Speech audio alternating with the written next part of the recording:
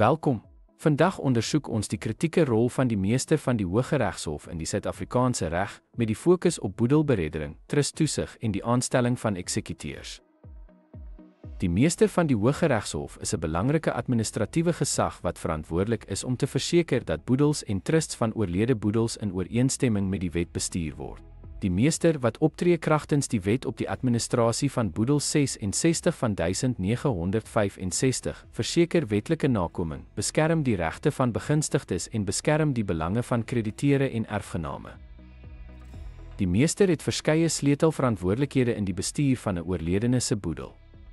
Hulle bevestig die aanstelling van eksekuteurs, soos genoem in 'n testament deur iemand aan te stel indien geen testament bestaan nie of die genomineerde eksekuteur nie kan optree nie.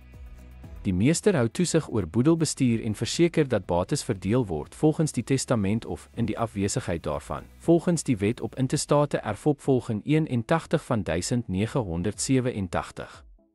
Hulle verseker nakoming van Suid-Afrikaanse wetgewing, insluitend belastingwette en die Testamentwet 7 van 1953, deur boedelrekeninge te hersien en bateverspreiding te magtig. Nadat 'n eksekuteur aangestel is, reik die meester magtigingsbriewe uit wat wettige magtiging verleen om die boedel te bestuur. Die meester hou ook toesig oor trustadministrasie en verseker dat trustees hul wetlike pligte nakom en beskerm die belange van krediteure, erfgename en begunstigdes tydens die boedel se administrasie.